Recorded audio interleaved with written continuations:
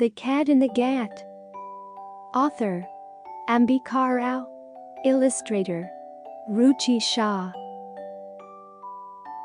This story is about an uncle named Sandy who likes his camera so much, he always keeps it handy. Let's rewind to when Uncle Sandy was a little boy. Unlike his friends, he never dreamt of a fancy toy. Lost in books that spoke of magical creatures, even in class, he never listened to his teachers. As time passed by, Uncle Sandy became a wildlife photographer, while his friends became doctors, engineers and dance choreographers. Uncle Sandy didn't want to work in big offices, he wanted to take pictures of snakes, crocodiles and tortoises. So he decided to leave his family and friends behind and took off to the jungles with freedom in mind. On his first expedition to the Western Ghats, he had his first encounter with a mysterious cat. Uncle Sandy has been on its trail ever since, hoping to click a picture of it for evidence. So he decided to revisit the Western Ghats through its spiraling path in search of the cat. The Cat in the Ghat. The plan was to speak to animals along the way, to get clues about this cat whose color he knew was gray. He began his journey at the foothills of the Ghats. With the summer sun so hot, Uncle Sandy needed a hat. "Let's look for waterholes," he said to himself. He knew that's where the animals would tread.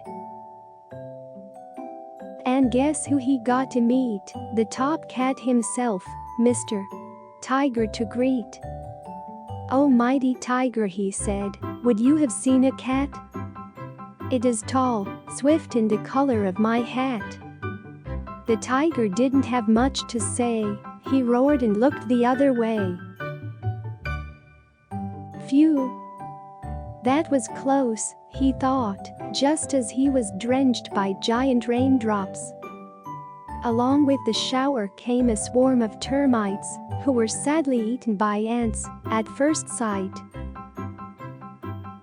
Rains in the Western Ghats come down as waterfalls, waterfalls become rivers, and that's how there's water for all. So, if we need water to drink, protecting the Western Ghats is the link.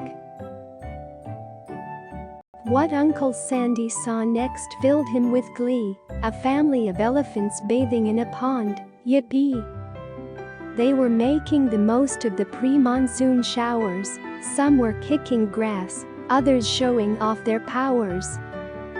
"Excuse me you all," said Uncle Sandy, waving his hat, "would you have seen a big gray cat?" "No, no, no," they all went in chorus. "We haven't seen him around here, we promise." Uncle Sandy found himself in the rainforest soon, the second level of the Western Ghats, he crooned. "Bark!" came a reply through the forest dens. "Oh, that's a barking deer I hear, it means no offense." Up in the trees chomping through a jackfruit, he saw a lion-faced monkey, brute. A lion-tailed macaque is what it is, he knew. He'd looked through an encyclopedia of animals, woohoo.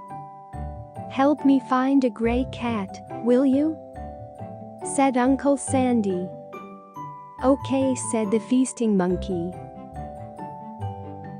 "Walk straight through the tall green trees till you find one with a giant hive of bees. Under that tree lives a frog so rare it lives underground, hiding from the sun's glare. He's a clever frog, I'm told, knows the whole jungle inside out and twofold." Uncle Sandy was so eager to look for the froggy he left without saying thank you to the monkey. Left, right, Uncle Sandy marched, walking through a row of trees that were arched. Then he saw a tree very tall with a big beehive that was just about to fall. "Ribbit, ribbit," said a frog, but Uncle Sandy could not see it through the fog. "Oh, you're the man who comes in search of a cat. I heard about you from a clever little bat," said Uncle Sandy. "Please, will you tell me where he is? I'll give you an exotic flower, an iris." The frog was purple in color. He's the only one of his kind in India, Nasica batrachus. The frog told him that he'd meet a tribesman who'd know where the cat lived and would guide him. Uncle Sandy nodded, still in shock. He had just seen the most extraordinary frog. As he went further into the forest so thick, he saw that the trees were getting fewer very quick. "People cut trees," he said, "to make products very cheap, and the poor animals, they have no place to sleep. These jungles are their homes, you see, just like our houses back in the city." Sad and disheartened by the state of affairs, Uncle Sandy decided to say a silent prayer. "Protect these forests, oh dear God, please, save them so the animals can live in peace."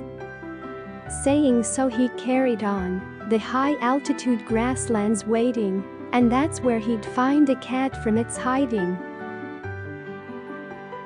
The remotest of places in the whole of the Western Ghats, the grassland so green, Uncle Sandy just sat, staring at the miracle of creation and the beauty of this place. This, he felt, was really his land of fairy tales.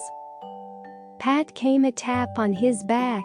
He turned to see a face painted black. "Who are you, sir?" Uncle Sandy questioned. "I am a tribesman who lives here," unquestioned.